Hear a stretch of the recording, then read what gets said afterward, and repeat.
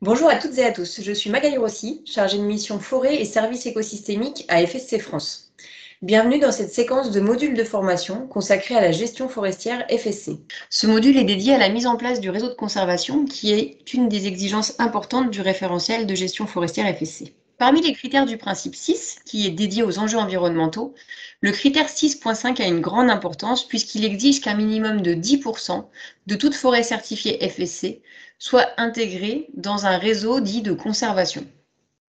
Donc ce concept de réseau de conservation va se décliner de manière différente selon les types de peuplements dans lesquels on se situe, selon les pays, la culture forestière ou les réglementations en vigueur.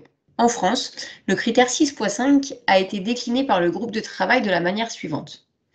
Pour toute forêt qui fait plus de 500 hectares ou pour tout groupe de certification dont la superficie cumulée des forêts va faire plus de 500 hectares, il y a l'obligation de conserver au minimum 1% de la surface forestière en évolution naturelle.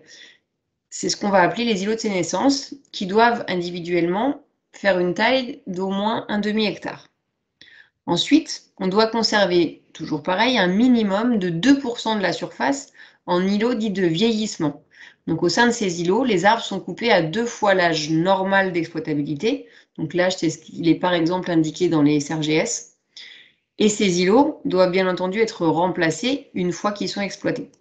Tous les autres milieux qui composent le réseau de conservation peuvent être exploités du moment que les objectifs de conservation ou de restauration restent prioritaires.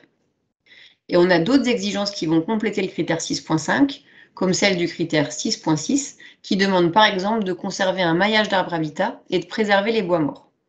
Donc sur cet exemple, on a vraiment une trame de vieux bois qui est mise en place à l'échelle de toute la forêt. Et le réseau de conservation va être constitué des différents îlots, de sénescence et de vieillissement que vous pouvez voir en marron foncé et marron clair, de forêts semi-naturelles dans lesquelles la sylviculture est adaptée en priorité aux objectifs de conservation, et d'une partie des milieux naturels associés à la forêt, tels que les zones humides et les zones tampons les longs des cours d'eau et zones humides, des milieux ouverts ou des milieux rocheux.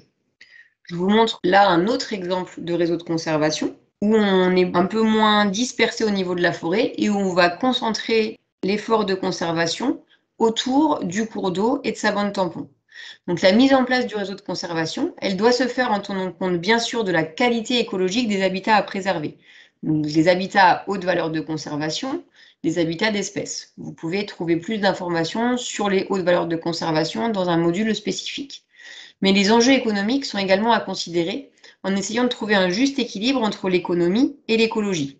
Le dialogue avec les parties prenantes est un atout pour la mise en place de ces exigences. Et vous pouvez retrouver plus d'informations sur la concertation avec les parties prenantes dans un autre module dédié.